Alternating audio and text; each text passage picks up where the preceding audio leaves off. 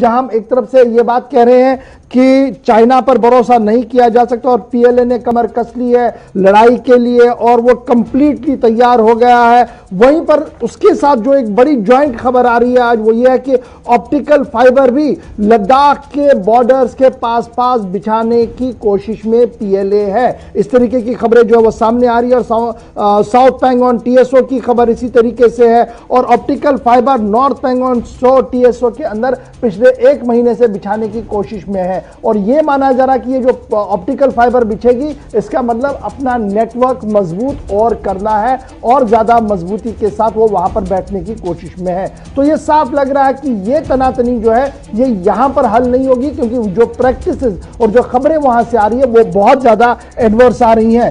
तो संतपाल राघव साहब, ये जो ऑप्टिकल फाइबर का आना है और ये जो लगातार प्रिपेयरनेस हो रही है, वॉर ड्रिल्स हो रही है, क्या कुछ बताने की कोशिश में है बीजिंग?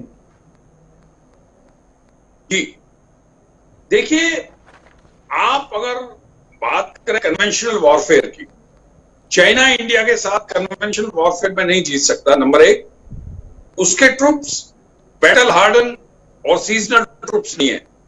नंबर टू, उसने उनके कमांडर्स और ट्रुप्स का वॉर लड़ने का कोई अनुभव नहीं है। हमारे जो 1984 से ऑपरेशन मेघदूत, जो साइचन, हमारे जवान और हमारे जो कमांडर्स हैं वो बड़े एक्लेमेटाइज हैं और सीजन सोल्जर्स हैं, बैटल हार्डन है, उन्होंने लड़ाई लड़ी है।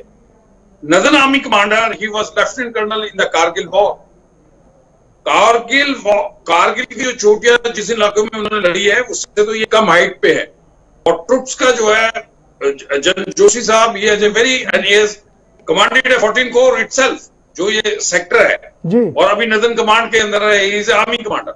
नंबर 3, जो चाइना तिब्बत उसका मेन इशू है। जब हम लड़ाई लगते हैं, मैं आर्मी मैन से बता रहा हूं कि हमको everything has to be supported. Tibet में उसका कोई स्पोर्ट नहीं है। आपका रिसेंट जो एग्जांपल हुआ है 29-30 को, जो तिब्बत सोल्जर ने शहादत दी है, वो भी एक बहुत बड़ा अहम सवाल है। नंबर 4, जब भी हम लड़ते हैं हम कैमोफ्लाज, कंसीलमेंट, दुश्मन को डिस्पोजिशन ऑफ वेपन, स्ट्रेंथ नहीं देते हैं। लेकिन आप चाइना के पिछले वीक में देखिए जो उन्होंने किया है, पैराशूट से बिल्डअप किया है, ट्रूप्स दिया है और संख्या बताई है, तो ये सब चीज जो है गीदड़ बबकी है। But at the same time we can not rule out localised action. छोटा मोटा इस सेक्टर में हम उसको रूल आउट नहीं कर सकते। पर ये जो चुशुल बॉल है, आज हमारी स्थिति जो है बहुत मजबूत है। हम लोग डोमिनेट कर रहे हैं। जो मोल्डो गैरिजन है, जो उनका पुराना गैरिजन है, उस पे हमारी नजर जो है पूरे टाइम पे है। 24 आवर्स जो है ये हमारे टोटल कंट्रोल में है। और ये बैटल फील्ड है रजंगला का, जहां की अहमियत रखता है। जो एक्सेस दे रहा है ये लेह तक एक्सेस दे रहा है, जो अल्टीमेट एम है। तो मैं ये आपके माध्यम के थ्रू दर्शकों को ये बताना चाहता हूं कि वो कन्वेंशनल वॉर फेज में नहीं जाएगा। राइट सर, मैं राघव सर आपके पास आऊंगा। एक बड़ी चीज जो इसके साथ मैं जोड़ना चाहूंगा और फिर ऋषि दीक्षित साहब आपके पास भी आऊंगा और जरा विजुअल्स भी दिखा दीजिए, क्योंकि दो तरह के विजुअल्स आते हैं। एक ग्लोबल टाइम्स पीएलए के लगातार विजुअल्स दिखा रहे हैं और दूसरे विजुअल जो हम आपको, ये वाले विजुअल जो ये बड़े इंपॉर्टेंट है। थोड़ी देर में मैं आपको बताऊंगा कि किस तरीके से केमिकल वॉरफेयर की तैयारी में जो है ये पीएलए का एक प्रोपेगेंडा वीडियो है, इस पर हम जरूर बात करेंगे। लेकिन इससे पहले एक और वीडियो जो है वो इंडियन फोर्सेस का है, जो सर्दतरीन इलाका बर्फ के अंदर भी अपनी एक्सरसाइज को कंटिन्यू किए हुए हैं। इसको जरा कंटिन्यू रखिएगा और मैं सीधे ऋषि दीक्षित साहब आपके पास आऊंगा। एक तरफ से पीएलए जो है वो अपने ड्रामाई वीडियो लगातार दिखा रहा है और जंग लड़ना चाहता है सिर्फ वॉरफेयर के नाम पर और ग्लोबल टाइम के ट्विटर पर, लेकिन ग्राउंड रियलिटी ये है कि किसी भी मुश्किल तरीन हालात में इंडियन आर्मी लड़ने के लिए तैयार है। तो ये क्या जवाब है जो वो पिछले कई दिनों से चलाने की कोशिश कर रहे थे, नंबर 1। और नंबर 2, ये जो एक तरफ से डाटा चोरी है, दूसरी तरफ से ऑप्टिकल फाइबर का बिछाना है, ये बता रहा है कि उनकी प्लानिंग क्या है या सिर्फ डराने के लिए सब कुछ?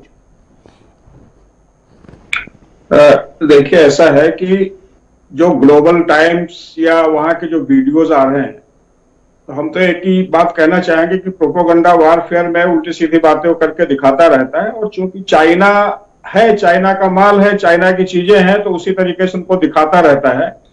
जब ग्राउंड में बराबरी की बात आती है तब बात कुछ और होती है, सिचुएशन कुछ और होती है। अब रही बात जैसे डेटा की आप बात कर रहे हैं, तो मैं सरप्राइज इस तरह से हूं, जैसे हमारे 2 एक्सपर्ट ने इस पे एक तरह से प्रकाश डाला था कि भाई ये तो एयर है, हवा में चीजें हैं, कहां से क्या चीजें चल रही हैं अभी तक कोई कंट्रोल नहीं किसी का। लेकिन ऐसा नहीं है, ये हमें खुद ताजुब हो रहा है कि ऐसी सारी चीजें होने के बाद में हमें पता चलता है तो वो हमें खुद में ठीक नहीं लगता है। लेकिन इसके पीछे हमारी एजेंसीज, हमारा जो स्किल है वो भी इस पे काम कर रहा है।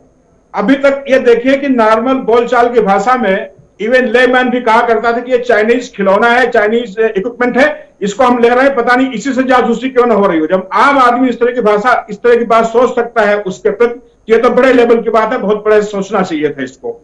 रही बात फाइबर केबल जो बिछा रहा है वहां पे, निश्चित तौर पे कम्युनिकेशन और स्पीड 2 चीजें ऐसी होती हैं जो कि एक वारफेयर में बहुत इंपॉर्टेंट होती हैं जी। लेकिन कहने का मतलब यह है कि उनकी बातों को देख करके और हम अपनी सारी बातें हम बताते नहीं हैं, और अपनी तैयारी का हम जो है कोई आकलन बाहर इस तरह से पेश नहीं करते ग्लोबल टाइम्स की तरह से, तो ऐसा नहीं कि हम उनसे ज्यादा मजबूत स्थिति में है कम्युनिकेशन के बारे में भी, और जहां जहां जरूरत पड़ेगी उसको टैकल करने के लिए।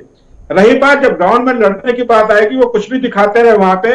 अभी जैसे आपने बायोलॉजिकल वारफेयर इन्होंने एक तरह से जैसे कोविड का डाला था कि शायद ये यही एक तरीका है, उसके बाद दूसरे केमिकल वारफेयर पे जाएंगे वो।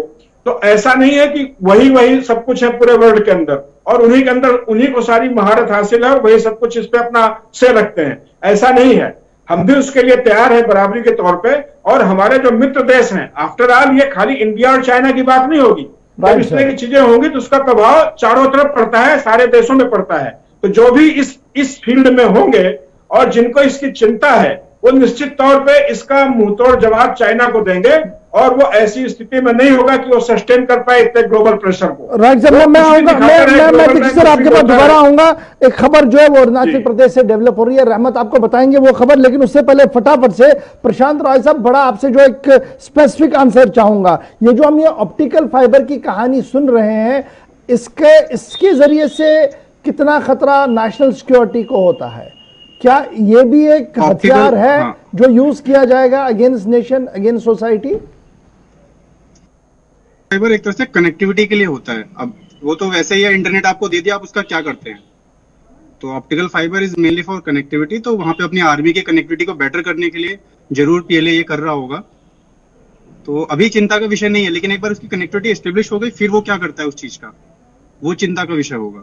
ये सेकंड क्वेश्चन बड़ा इंपॉर्टेंट है। एक बार कनेक्टिविटी हो गई, उसके बाद उसका यूज कैसे किया जाएगा, ये बड़ा इंपॉर्टेंट है, क्योंकि इलेक्ट्रॉनिक वॉरफेयर भी एक बहुत बड़ा गेम प्लान इन दिनों चला है। लेकिन अरुणाचल से बड़ी खबर है, रहमत फटाफट से बताइएगा, और उसके बाद जरा हम एक और बात जो बड़ी इंपॉर्टेंट आ रही है कुछ मिसाइल्स की, वो भी हम अपने साथ शेयर करेंगे अपने व्यूअर्स के साथ। लेकिन फटाफट से पहले अरुणाचल की खबर। जी देखिए, बिल्कुल अरुणाचल प्रदेश से बड़ी खबर ये मिल रही है कि अरुणाचल प्रदेश के कई हिस्सों में अलर्ट पे रखा गया है, और कई इलाकों में जो गांव का इलाका है, सरहद से मिलता हुआ जो सेक्टर है, वहां लोगों के आने जाने पर पाबंदियां कुछ हद तक के लगाई गई हैं, रिस्ट्रिक्शन लगाए गए, इसलिए कि जो अपोजिट साइड में हिस्सा है, जो सरहदी इलाका है जिधर चीन का हिस्सा है, उधर चीन की आर्मी बहुत ही करीब आ गई है। और नीचे वाले हिस्से में, चूंकि ऊंचाई पर हिंदुस्तान का कब्जा है, और नीचे वाले हिस्से में 2 से 3 दिनों से मुसलसल पीएलए की गर्दिश देखी जा रही है। पीएलए के ट्रूप्स वहां आ रहे हैं, जा रहे हैं, यानी मूवमेंट को देखते हुए अलर्ट पर रखा गया। जो 3 हमारे पास नाम मिल पाए हैं और इस वक्त मिल पा रहा है, बताया जा रहा है कि अस्फीला एरिया है एक,